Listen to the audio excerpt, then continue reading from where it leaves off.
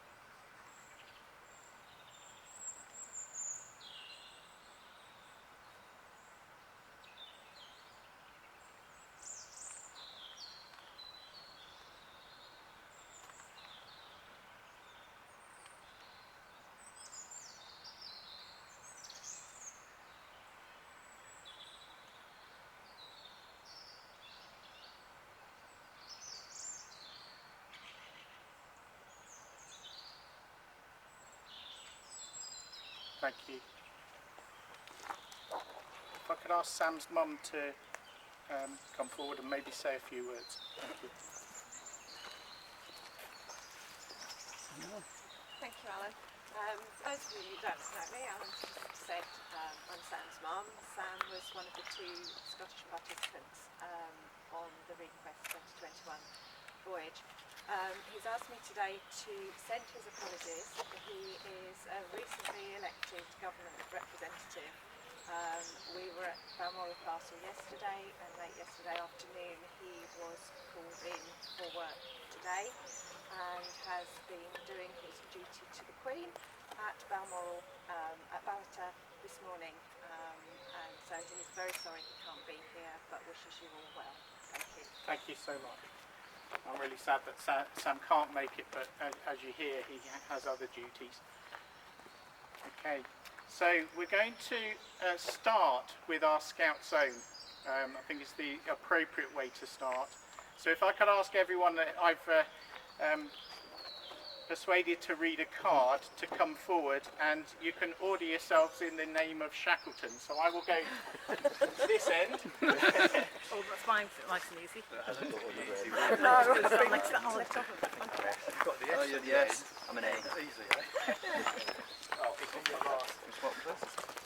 Yeah, that can go right at the end. That's very appropriate. Yeah, so after me. I'm going to kick off, and then it will go to S. Okay. So Kenneth, if you could try and get the whole word Shackleton in, would be good. So you might need to move back. I've moved back a bit. I've got them there. That's it. You're all there. Oh, we shouldn't be missing any letters. We've got a T going here. Thank you. It's a T. Missing any letters. Oh, that's not a good start, is it? It's a T. Missing a T. More people need to read this. Because I haven't persuaded anyone to read yet, isn't it? Right, so Matt, if you can do two. So, yeah, you do the T. And who's next to there? So, and what have you got? Are you happy to do that as well? There we go. What a man, come here. Round of applause first. Okay. Right, hopefully now, Kenneth, you can see the word Shackleton. I can. Wonderful. Okay. So, welcome. This Scout Zone was first held at Gilwell Park almost a year ago at 11 AM on Sunday the 5th of September 2021, when a commemorative plaque to Scouts Marr and Mooney was officially unveiled. The intention was then to pass on, share and hold the Scout Zone with fellow Scouts around the world along the original route of Quest's 1921-1922 voyage, exactly 100 years after Quest left each location. It was held in London, Lisbon. Scouts at Rio de Janeiro held it underneath the statue of the Redeemer. It was held in Cape Town, and many other islands and small ports along the way. This included the request team holding a service on board ship whilst on the Antarctic Peninsula on the 5th of January 2022, the 100th anniversary of Shackleton's passing. The very same day, a young scout, Connor MacLeod, very appropriate, and various officials of South Georgia also held it at Shackleton's graveside. After returning from Antarctica, the Scout Zone ceremony is now being held here at Fordell Firs, Scottish Scouting HQ, where we have a replica plaque that's going to be unveiled. It's then going to be held at Plymouth next weekend on the 16th of September, the day the quest got back 100 years ago, and finally at Portsmouth on the 18th of September next Sunday, where Scout Mar finished his year-long voyage. So you're part of Scouting history by being part of this Scout Zone, and I'm going to ask S to start. Commemorative plaques.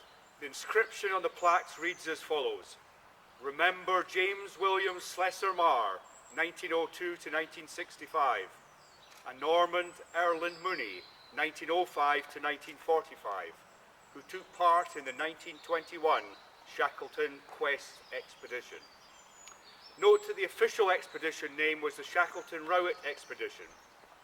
However, like many expeditions of the heroic age, it was often referred to by the expedition ship, in this case, Quest. The plaque was designed by stonemason Mark Brooks from Canterbury in Kent, marking the Request 2021 expedition to Antarctica 100 years after two scouts sailed on Sir Ernest Shackleton's final voyage of exploration. 3 versions were produced. The first was installed and unveiled at Gilwell on the 5th of September 2021. A second replica plaque was taken to Port Lockroy in Antarctica by the team and was later installed at Lower Grange Farm, Kent Scouts HQ, and the third replica is being installed here at Fordell Firs today. The Shackleton Rowett expedition of 1921-1922 was financed by Shackleton's friend, the businessman and philanthropist John Quiller Rowett. They had met during their school days at Dulwich College, London. In September 1921, the expedition sailed on the ship Quest with plans to survey the islands and navigation routes of the Southern Oceans. On 5th January 1922, upon arrival at the island of South Georgia, Sir Ernest Shackleton, who was in ill health, died on board Quest. Right here I have an extract from the Book of the Quest, published 1929. The Boss, as I Knew Him, by Dr. Leonard Hussey, a member of Sir Ernest Shackleton's last 2 expeditions. I have known Sir Ernest Shackleton. To have known Sir Ernest Shackleton was a privilege, but to have worked with him, shared his hardships and his adventures, and to have secured his friendship was a privilege accorded to a few. I count myself very fortunate that I was one of those few. He had a great admiration for the Boy Scout movement, so much so that he took 2 scouts, Marr and Mooney, with us on the last expedition on the Quest. Sir Ernest Shackleton, one of the greatest Englishmen that the world has ever seen, and we lost our best friend when he went. Still, we tried to carry... Sorry, he was Irish. Yeah. It's the excerpt. It's a quote. Yes. And still, we tried to carry on as he would like us to have done, and we never tired of talking about him or hearing of him. He is still very near to us, and in carrying on his ideals and his traditions, we feel that he is attaining true immortality, and that as long as Englishmen and English boys can appreciate a true man, Shackleton's name will be held up as an example and as an ideal. He would desire no fitter epitaph than he played the game. Scouts Marr and Mooney. The Shackleton Rowett expedition was the first polar expedition to involve scouts. Following nationwide recruitment, scouts Norman Mooney and James Marr were selected to join the crew of Quest. Mooney from Orkney was badly affected by seasickness and returned home from Madeira a few weeks into the voyage. Upon his return to Orkney in 1921, Mooney registered as a student engineer at the Royal College of Science and Technology in Glasgow. After graduation, he took on a role as a land surveyor with the Ordnance Survey based in Southampton. In 1929, Mooney passed the Colonial Survey examination and he was employed by the Colonial Office as a land surveyor in Nigeria, mapping previously uncharted areas. On the 20th November 1945, at the age of 40, he was tragically killed when an accident occurred whilst he was out surveying. James Marr from Aberdeen went on to become a marine biologist and polar explorer in his own right, publishing seminal work on the natural history of Antarctic krill. In 1943, Marr was selected to lead a covert mission called Operation Tabarin. Tabarin was the predecessor of the Falkland Islands Dependency Survey, which later became the British Antarctic Survey. In 1954, Marr became one of only 18 men to have received both the bronze and silver polar medals. In 1961, he was appointed president of the Antarctic Club. Marr died at the age of 62 from emphysema and bronchial pneumonia on the 29th of April 1965 at Milford Chest Hospital, Bosbridge, Surrey, after a prolonged period of illness. The Kent Scouts ReQuest 2021 Antarctic Research Project marks the centenary of the Shackleton Route expedition. A team of 10 scouts from Kent and Scotland explored the waters and islands of Antarctica during January 2021. In keeping with the spirit of the original expedition, ReQuest 2021 is carrying out research projects with the themes of peace, heritage and the environment, and aims to leave a lasting legacy to inspire young people to explore the world around them. The project itself has 10 objectives shown on the back of these cards. Voyage. Participate as members of the crew on the bark Europa on a voyage to Antarctica. Projects. Undertake personal projects with each team member presenting their results. Centenary. Holds centenary flag ceremonies in both the UK and Antarctica. Plaques. Unveil commemorative plaques to Scouts Marr and Mooney in England and Scotland. Outreach. Involve young people in a series of fun and educational outreach activities. Thames. Host a pre-expedition PR event at Tower Bridge on Friday the 17th of September 2021. Plymouth. Participate in the Devon and Cornwall Polar Society centenary event in Plymouth. Shackleton. Celebrate and pay respects to the achievements of Sir Ernest Shackleton. Links. Build strong links with scouts in other countries on the original expedition route. And legacy. Leave a lasting Scout polar research legacy inspired by Scout Marr's works on krill. The project can be summed up as 10 to the power of 3. 10 Scout ambassadors, 8 from Kent and 2 from Scotland, sailing on a tall ship to Antarctica. 100 years after the original Shackleton Route Quest expedition back in 1921. And thousands of young people engaged and educated about the 3 lessons of peace, environment and heritage to be learned from this amazing, fragile, frozen southern continent. Ernest Shackleton died of heart failure in the early hours of the morning on the 5th of January 1922. These last diary entries recall his thoughts as the ship approached South Georgia. 1st of January 1922. Rest and calm after the storm. The year has begun kindly for us. It is curious how a certain date becomes a milestone in one's life. Christmas Day in the raging gale seemed out of place. I dared not venture to hope that today would be as it was. Anxiety has been probing deeply into me, for until the end of the year, things have gone awry. Engines were liable, furnace cracked, water short, heavy gales, all that physically can go wrong, but with the spirit of all on board, sound and good. There are 2 points in the adventure of the diver. 1, when a beggar he prepares to plunge. 1, when a prince he rises with his pearl. 2nd January 1922. Another wonderful day. Fine, clear, slight headwind, but cheerful for us after these last days of stress and strain. At 1 p.m, we passed our first berg. The old familiar sight aroused in me memories that the strenuous years have deadened. Blue caverns shone with sky glow snatched from heaven itself. Green spurs showed beneath the water. And bergs mast high came sailing by, as green as emerald. Ah, me, the years that have gone since in the pride of young manhood I first went forth to the fight. I grow old and tired, but must always lead on.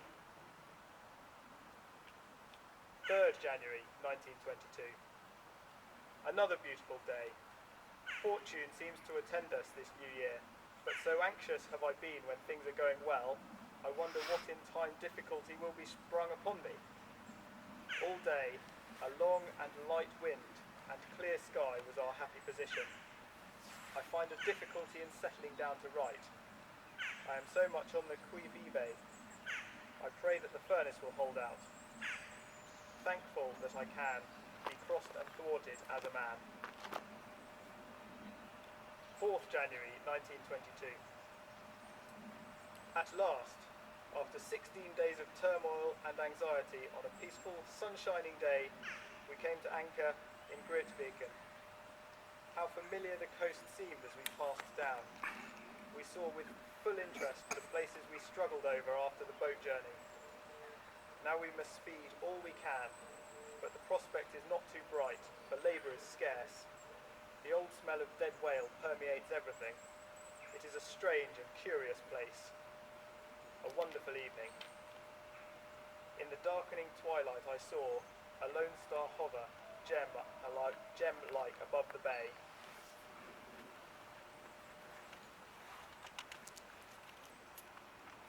Following on, a poem by Robert Harding from the Book of the Quest, 1929. Why am I here? A young lad, little known to fame, refilled his pipe and poked the log fire into flame. Away on the skyline frowned a snow-capped peak. Around him lay the desert, white and bleak. The grey gull's screams were ominous to hear. Why am I here? No answer came. The cold wind moaned. The boom of cracking ice, a sound of dread. In the fire's red glow his nimble fancy roamed, and winged a hero's motto through his head. Never, never the lost endeavour, never the lowered flag. And it merged with the roar of waters and the blast from the icy crag. Why am I here? To do such work he nobly left behind, to tread his trail in storm and freezing wind, his ache to feel, and also strength of heart, to be like him and bear the harder part, to fight that polar mountain, stark and drear. That's why I'm here. Baden-Powell's introduction to the Book of the Quest, 1929. Nothing is impossible. Nothing is impossible if we set our minds to it. 21 years ago there were 25 scouts in the world, and if anyone had said, we'll go and raise 2 million of them distributed in every country over the globe, one would have said, no thank you, impossible. But the Jamboree this year will show that the impossible has been attained in the short space of 21 years.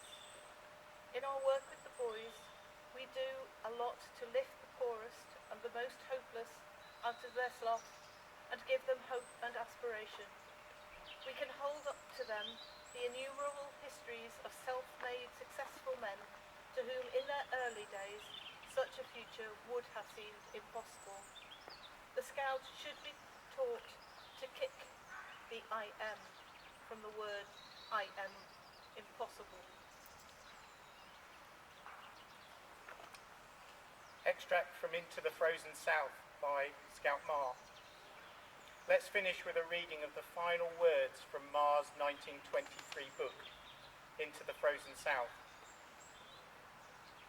And now I can hardly believe that it was all true, yet it was true. gloriously so. I too have seen and known and learnt. I too have companioned with the great souls who helped make our island history. Sir Ernest Shackleton, Commander Frank Wild, and the others, all great great of heart and fearless of soul. They'd been my shipmates and my friends.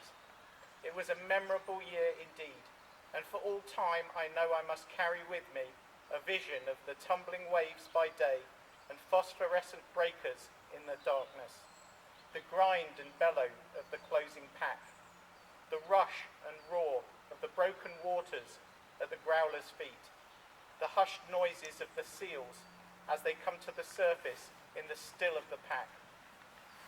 And always shall I see in my mind's eye the glory of the Antarctic night. And most poignant yet, inspiring of all my memories of the South Georgian sleet, the sign which remains to tell of the great spirit that led us forth and died, yet lives again, a magnet to draw the brave away from the sleek comforts of life into that outer world of daring where men may gaze in awe upon the wonders of the Lord. So just a little bit of history. Back in September 1921, the Burns Society of London gifted to Scouts Mar and Scouts Mooney a book of Burns poetry to take with them to Antarctica. In September 2021, the president of the Burns Society of London repeated this kind gesture and awarded each member of the request team a copy of Burns for every day of the year, depicted here. Here is the entry for the 5th of January, which was the day that Shackleton died. 5th of January, on New Year, from a letter to Francis Dunlop, 1st of January 1795. In another New Year message to Francis Dunlop, Burns's mood is once again of profound reflection. Here we see something of the poet's own creed, an inclusive outlook that is emphasised and restated throughout this verse and correspondence. Burns's universal sentiments are in many ways ahead of their time and resonate very keenly in the 21st century as they did in January 1795. Oh, what a transient business is life. Very lately I was a boy, but t'other day I was a young man. And I already began to feel the rigid fibre and stiffening joints of old age coming fast o'er my frame. With all my follies of youth, and I fear, a few vices of manhood, still I congratulate myself on having had in early days religion so strongly impressed on my mind. I have nothing to say to anybody as to which sect they belong, or to which creed they believe, but I look on the man who is firmly persuaded of infinite wisdom and goodness, superintending and directing every circumstance that can happen in his lot.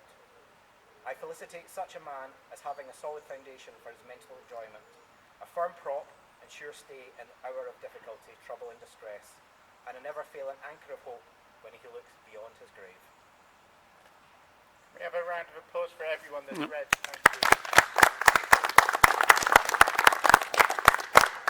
Okay, if you guys want to join the audience, then the audience will double.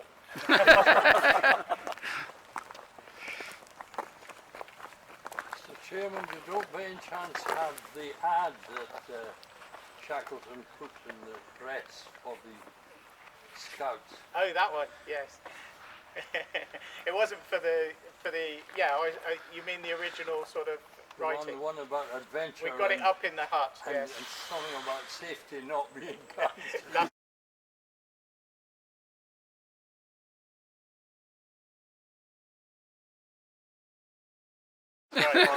Safe return not being done. Yeah, it's a myth that was ever used, but it is actually,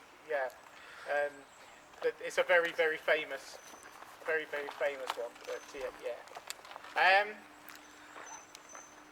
When we put together the Ked Scouts Request expedition, I've done many years of research into Scouts Mar and Mooney, and right from the start, we decided that it would be appropriate to involve some Scottish Scouts.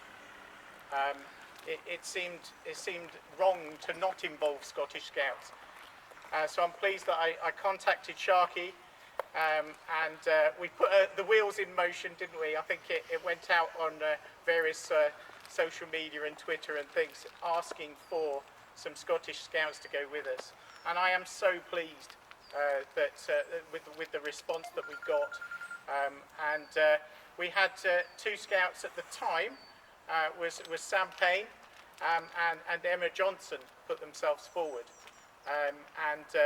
Sadly, Emma, although she's still very much part of our project, was unable to go to Antarctica because she was training as a teacher. So I had to go down the next one on the list, and I'm really pleased that he said yes straight away. I don't think he even thought about it. But Alex stepped up, like all true Scots, and said, yes, I will take the reserve place. So thank you, Alex, for doing that. We've got an award that we're going to give to Alex, and if I could ask, would you receive Sam's award on his behalf? So we're going to do the awards. So there is a reason we've called it the Iceberg Award rather than the Penguin Award, because the legacy of our project is going to be for Scouts and Guides. We're setting up a charity specifically for this, for Scouts and Guides to do polar research, so either north or south. So we chose the iceberg as the motif for the award. The first 10 of us that went down to Antarctica, the 8 of us from Kent all got our awards back in June. So I'm really pleased to ask Alex and if you could come up on Sam's behalf, and we're going to give them their Iceberg Award. There are only 10 so far given, but I hope there will be many more in the future for Scout Polar Research. Okay, who are we going to ask to present this? Who's the best person to come and do the presentation? Sharky, will you come and do it? Or yeah? Come and do it for us. You're getting your money's worth. I'm delighted to do that. That's wonderful. We can do it between us, can't we? So, yeah, there we go. So you get the Iceberg Award, which I've had permission in Kent to be worn on this arm. It's up to you where you let them wear it in Scotland, but Decision made. Decision made. Okay. So Alex. Congratulations. Thank you very much. That's a great job. We'll have to look back at There's not. There's only 2 in Scotland. Yes. Okay. And then there's one for Alex there. Use your full name, Alex. So. Oh, thank you very much. Well, you're getting everything today. There you go. I'll wait for the paparazzi. Oh wait, got flip that around. Oh, put your back down, there you go.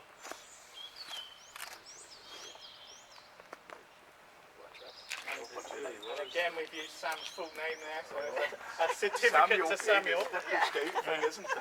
You better. They'll Photoshop you out at some point. That's what you do to me all the time. Okay.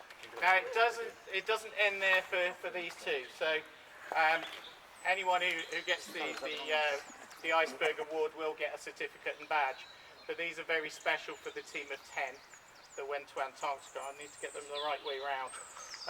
But there is an actual iceberg with the penguin on that Alex will receive there. So Alex, happy to give you your Iceberg Award. Thank you so much. There are only 10 of those. Okay, and do you want to hand that one over as well? And we'll do that one. Well,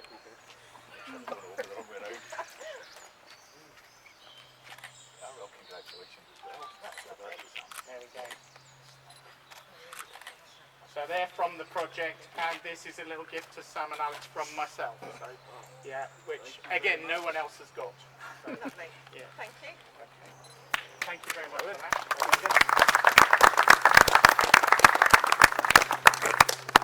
Now I'll say to Alex and Sam by proxy that it doesn't end there. Although our project officially finishes next weekend, I feel that those that had the privilege to go to Antarctica back in January have a lifelong obligation to encourage other young people to explore the world around them and to maybe go on and do some polar research, even apply to our Iceberg Fund. The fund is currently up to over £4,000 already. We've continued doing merchandise sales and we're continuing building that fund so that we can support young people to do polar research.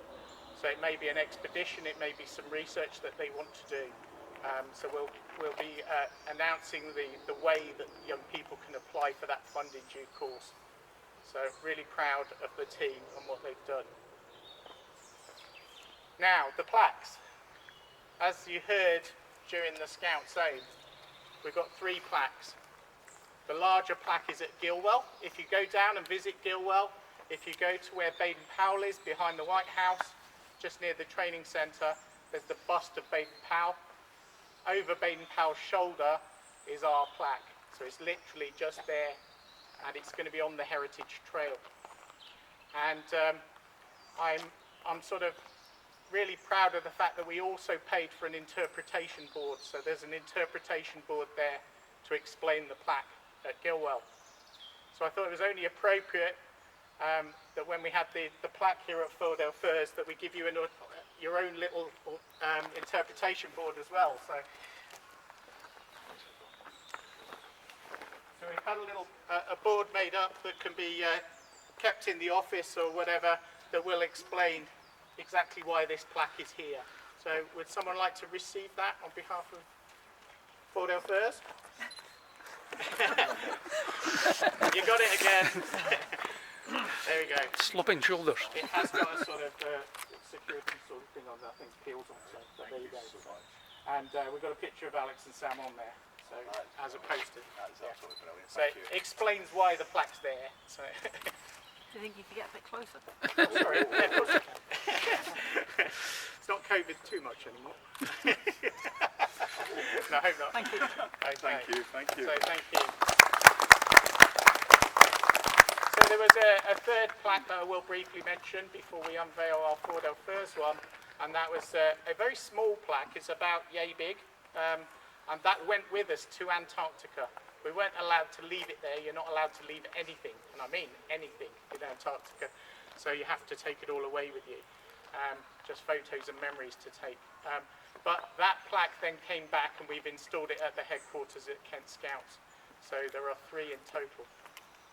Now I couldn't think of a more appropriate person to come along today and unveil the plaque to Scouts Mar and Mooney. I'm very, very pleased to introduce you to Alec Mooney, Norman Mooney's son. So thank you, Alec.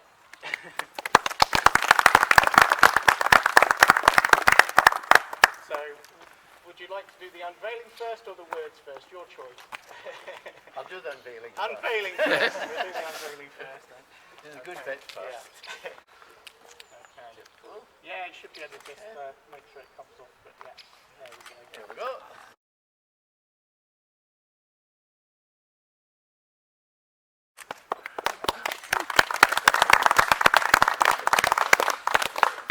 Okay, and please take a moment to have a look at it afterwards. It's beautifully lettered. Right, ladies and gentlemen, we're gathered here in rather strange and unusual circumstances following the death of Her Majesty on Thursday and the nation being in mourning. But for understandable reasons, we decided to proceed today. Some time ago, I was asked by a distant relative, a lady whom I'd never met, if I was willing to be contacted by Alan Noak, who was intending to write a book about Shackleton Scouts to coincide with the centenary of the Quest expedition. I agreed to that, and Alan also informed me of the Request 2021 plan. In a way, that was the start of a journey for me too. You see, I was 5 years old when my father died in Nigeria. My personal memory of him is very limited, but here I am today at Fordell Firs, where I've been kindly invited to be part of this commemorative ceremony for him and James Marr. So much change has happened in the past 100 years. When Ernest Shackleton set off for Antarctica, no one then would have realised that that era of adventure was coming to a close. For us today, so accustomed to instant communication and transport revolution, it took someone with the dedication of Alan Noak to bring it all to life again, and to lead a group of young people on their expedition to Antarctica. I must congratulate Alan and the Scouts who took part in the Request 2021 expedition and their work in the various experiments which they carried out during their voyage earlier this year. When we lived in Kirkcaldy in the 1970s, my son Andrew was a member of the 80th Scout Troop, and he came here for camp at Fordell first.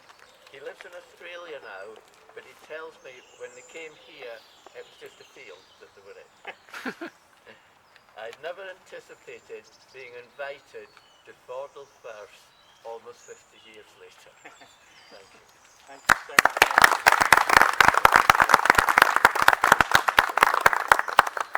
Thank you, folks. That ends our proceedings here. If you, I know that we've got the cortege passing possibly in the next 15-20 minutes. We think maybe about 3:10. 3.